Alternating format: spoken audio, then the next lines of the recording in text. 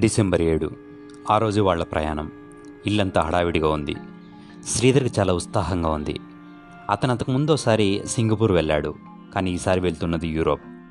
అదిగాక శ్రమపడి సాధించిన విజయాల ఫలితం అనుభవించడంలో ఉన్న ఆనందం కష్టపడిన వాళ్ళకే తెలుస్తుంది. పెళ్ళైన ఇంతకాలానికి భర్తతో కలిసి సమస్యలకు దూరంగా వెళ్ళటం శారదకు కూడా ఆనందంగానే ఉంది.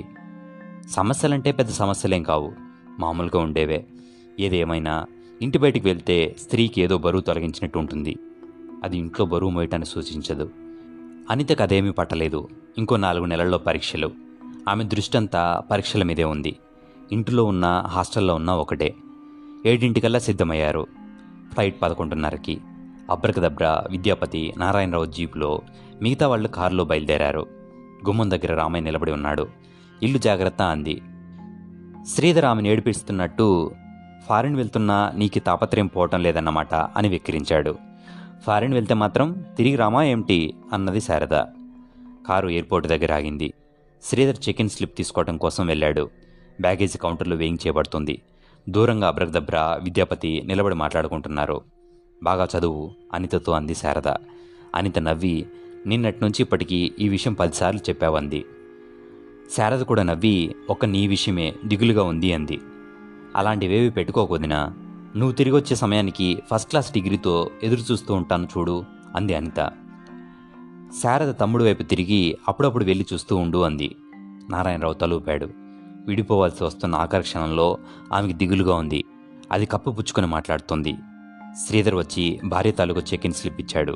మొదటి అనౌన్స్మెంట్ వినిపించింది. వారానికి ఉత్తరం రాయి, మర్చిపోకు అన్నాడు శ్రీధర్ చెల్లెలతో. పెద్ద జవాబు రాసేవాళ్ళ అడుగుతావేం అంది అనిత. నేను వ్రాయననుకో, వదిన వ్రాస్తుంది కదా. శ్రీధర్ నవ్వి నారాయణరావు వైపు తిరిగి, రామయ్య ఉంటాడు, ఇంకా ఏదైనా కావాలంటే బ్రాహ్మణ్ని కలుసుకో అన్నాడు. అతడు తలూపాడు. ఇన్ని మాటల మధ్య తులసి మౌనాన్ని ఎవరూ గుర్తించలేదు. దూరంగా నిలబడి ఉన్న ఒక చులపాల జుట్టు వ్యక్తి వీళ్ళని గమనిస్తున్నాడు. ఆతృతగా వాచి చూసుకుంటున్నాడు. ఒక్కో క్షణం గడుస్తున్న కొద్దీ అతడిలో ఆందోళన ఎక్కువ అవుతుంది. విద్యాపతి స్వీట్స్ కొనుక్కొచ్చి పాపకిచ్చాడు. అందుకుంది. థ్యాంక్స్ చెప్పదేం అడిగాడు బ్రాహ్మణ్. అంతలో సెకండ్ అనౌన్స్మెంట్ వినిపించింది.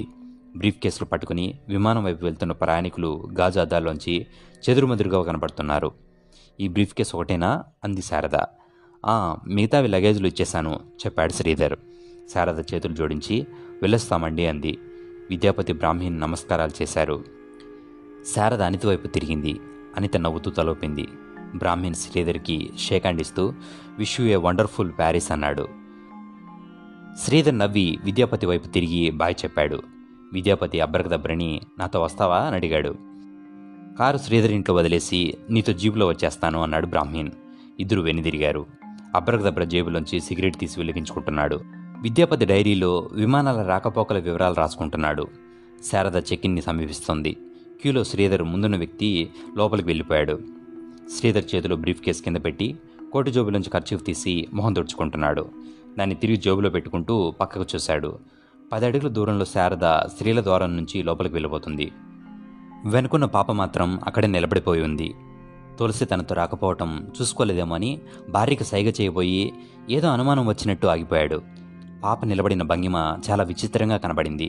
భూమికి కాళ్ళు అతుక్కుపోయినట్టు, ముందుకు రావడానికి చేసే ప్రయత్నాన్ని నిరోధిస్తున్నట్టు, ఏదో చెప్పబోతున్నట్టు, క్రింది దావడని ఎవరో నొక్కిపట్టినట్టు, మెడ దగ్గర నరం ఉబ్బి గింజుకుంటున్న భావన. అతడికి ఒక క్షణం ఏమీ అర్థం కాలేదు. కమిన్ ప్లీజ్ అంటున్నాడు డ్యూటీ ఇన్స్పెక్టర్. కూతురు రావటం లేదని గుర్తించిన శారద వెనక్కి చూసి, రా అమ్మా అంది. తులసి కదలట్లేదు. శ్రీధర్ డ్యూటీ ఇన్స్పెక్టర్ వైపు తిరిగి ఎక్స్క్యూజ్ మీ అని కూతురు వైపు నడిచాడు. ఈ లోపల శారద అక్కడికి చేరుకొని, అలా ఉన్నావేం అని పాప చేయి పట్టుకుంది. ఆమె స్పర్శ తగలగానే అప్పటి వరకు నొక్కి పెట్టుకుని ఉన్న ఏదో అదృశ్య శక్తి ఒక్కసారిగా విదిలించినట్టు, వదులుతూ వదులుతూ కసి తీర్చుకుంటున్నట్టు తల్లి చెయ్యి ఒక్క విసురుతో విదిలించుకొని గాలిలో బంతిలాగా డైవ్ చేసింది. 4-5 అడుగులు గాలిలో ఎగిరి దబ్మన్న చప్పుడుతో వెల్లకిలా మృద్దల కింద పడింది. వేళ్లతో గచ్చు మీద మట్టిని గోకటానికి ప్రయత్నిస్తూ మెలికలు తిరిగిపోతూ భయంకరంగా హృదయ విదారకంగా అరిచింది, అమ్మా అని. 150 అడుగుల వెడల్పు, 200 అడుగుల పొడవు ఉన్న హాల్ మొత్తం ఆ శబ్దపు ప్రకంపనలతో నిండిపోయింది. ఎక్కడ వాళ్ళక్కడ స్థానువులైపోయి నిలబడిపోయారు. పాప నోట్లోంచి ఏవో తెలియని శబ్దాలు వస్తున్నాయి. మారణ హోమం ప్రారంభమైంది. అందరికన్నా ముందు తేరుకున్నది శ్రీధర్.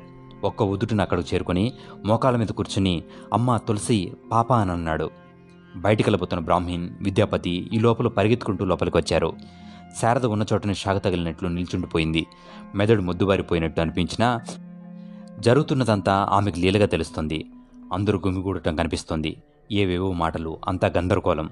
జనం కాళ్ళ సందులోంచి పాప శరీరం నిప్పుల మీద పెట్టినట్టు వంకర్లు తిరగటం ఆమెకు కనిపిస్తుంది. తల అటు ఇటు విదిలిస్తుంది. శ్రీధర్ 2 చేతులతో ఆపడానికి ప్రయత్నిస్తున్నాడు. విద్యాపతి పాప నోరు బలవంతంగా తెరిచి నాలుగు తేకకుండా చేతిలో డైరీ పళ్ళ మధ్య కుక్కాడు. బ్రాహ్మణ్ పాప కాళ్ళు కొట్టుకోకుండా ఉంచడానికి శతవిధాల ప్రయత్నిస్తున్నాడు. 1/2 నిమిషం తర్వాత వాళ్ల ప్రయత్నం ఫలించింది. తులసి కదలటం మానేసింది. బలంగా శ్వాస తీయటం తెలుస్తుంది. అక్కడ వాళ్ళు గుంపులుగా చేరి ఈ విషయమే మాట్లాడుకోసాగారు.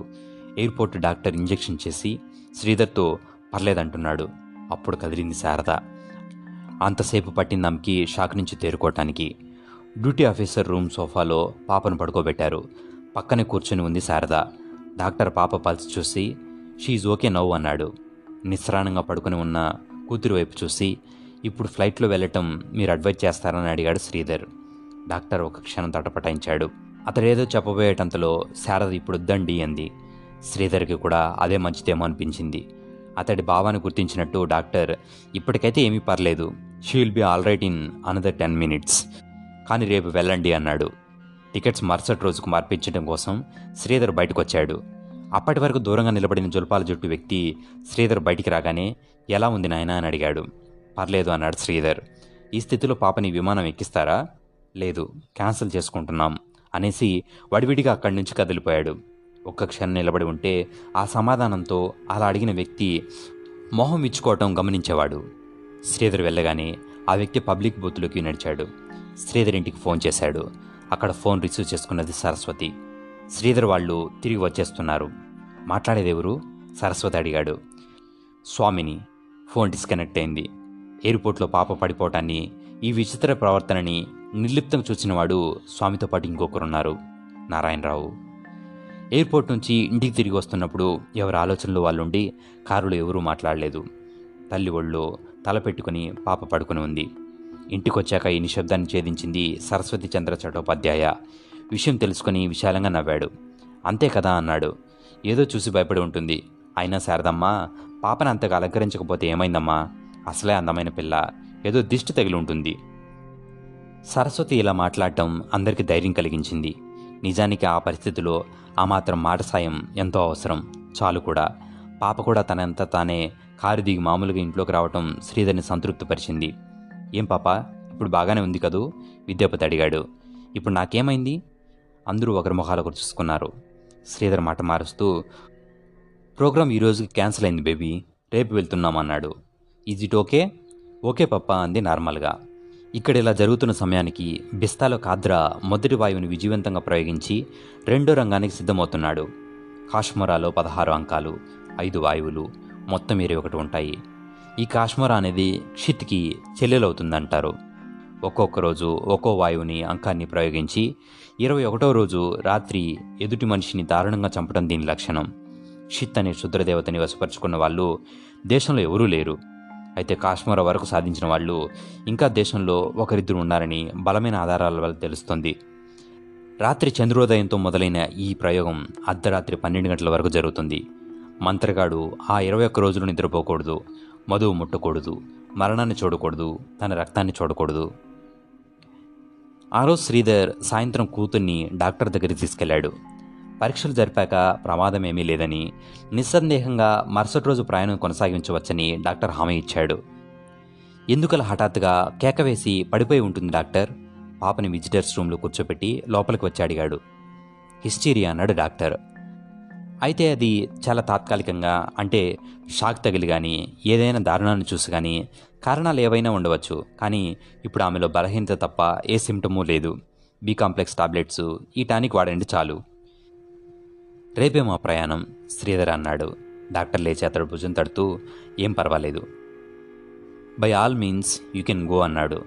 ఇద్దరూ బయటకు వచ్చారు. తులసి కుర్చీలోంచి లేచింది. డాక్టర్ పాప భుజం చుట్టూ చేయి వేశాడు. ప్యారిస్ నుంచి నాకేం తెస్తావు పాప? స్టెథోస్కోప్. డాక్టర్ బిగ్గరగా నవ్వి గుడ్ అన్నాడు. శ్రీధర్ బాయ్ డాక్టర్ అన్నాడు.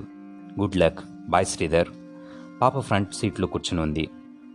ప్రొద్దుటి నుంచి జరిగిన సంఘటనలతో వికలమైన శ్రీధర్ మనసు ఇప్పుడు తేలికగా ఉంది.